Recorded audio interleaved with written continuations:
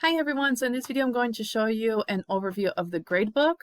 So here where it says grades is where you would see the gradebook. So you click grades, then this is the automatic view that you will see. So this is a gradebook view, and the other view is the individual view. It takes a couple of clicks to get there, but this one just shows you like the global settings of it. So right here, you can also split it by sections if you have cross-listed your classes.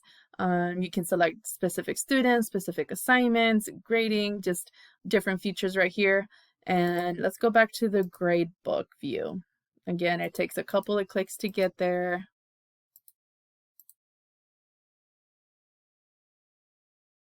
All right, so here you can change your views. So right now I do have it with all sections, but you can split them up into your different sections if you have cross-listed your classes.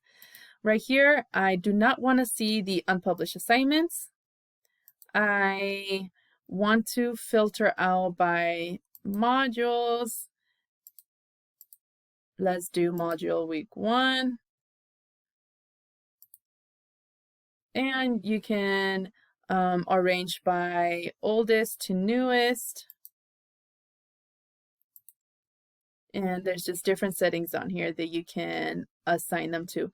So for example, module last to first, first to last, the highest points, lowest points, or default order. You can by last name, or by their last names, A to Z or Z to A. So there's different things that you can do on here. So I'm just going to leave it like this. Now, to grade the assignments easily, you can go straight to the assignments in the module, or you can come here in the gradebook. So if you see the symbol like this with the square, then that means that they have turned it in, but they have not received a score yet. Now, I have been graded some of them. So for example, this is a quiz. A quiz grades automatically get imported. If it's a line like this, then that means they have not completed it. And the cool thing is that you can go to these 3 little dots up on top, and if you click on it, you can send a message to students who haven't submitted yet, scored less than, scored more than. So you can submit a mass message to everyone, and it can be positive or a negative yet. So like if you were late grading some of the late assignments, so grades assignments that you haven't graded, you can let them know, hey, I'm running behind on grading, don't freak out, the grades will be inputted, so and so forth. If they scored more than, let's say, a 8 out of 10, so they got a really good score, so scored more than 8 points, then you can say a mass message to everybody, great job, you did amazing, thank you for doing a great job. And if they scored less than, so you can send a message, hey, like make sure you redo this assignment so you can get a higher score. And for haven't submitted yet, you can let them know, hey, your assignment is missing, this is the last day to post, or to post to your assignment.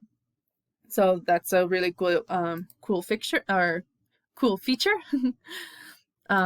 Another thing that you can do is you can grade the assignments straight from here. Oh, sorry. And yeah. So you would go to the assignment, you would go to Speedgrader. So right here, it gives you the assignment. So in this assignment, they had to put in their email.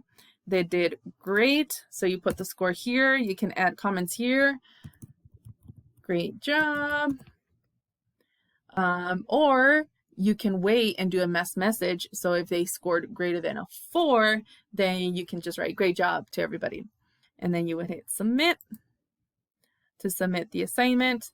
And right here, this paper view, it just shows you a plain text view or paper view. This is more if it's a Google Doc upload.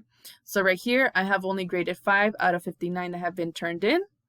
And you can go left to right to view the different students, or you can use the drop-down menu. So the drop-down menu is anything with the dot, that means they have turned it in. Anything without the dot, that means they have not turned it in.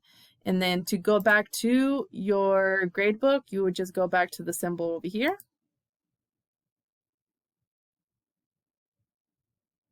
And now you see that I have graded the first assignment. So you can also force input a grade. And if they turn in the assignment late, but you want to excuse them, so you don't want it to be marked late or any other incident that happens, you can go right here. So you can write excused, missing, or late, or you want to keep the status as done. So the grades are also in here. And you can also go right here where it says Speedgrader to that student. And it will take you to the assignment itself. So those are some features from the gradebook. If you have any questions, please don't hesitate to contact me. And thank you for watching. Oh my goodness, I almost forgot. So there is another thing you can do. So right here in the settings button, you can make your settings for automatically applying missing submissions. So you're automatically putting in a grade for those missing assignments. So I do want to do that, and I am going to set them up for 0. So they will get 0% if they have it missing.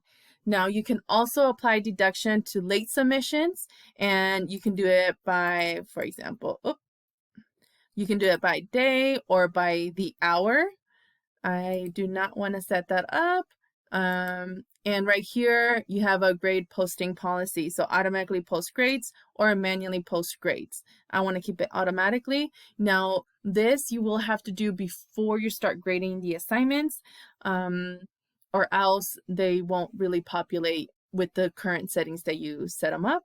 So you update, and that is it. Now, I have shown you all the features for the gradebooks, and thank you for watching.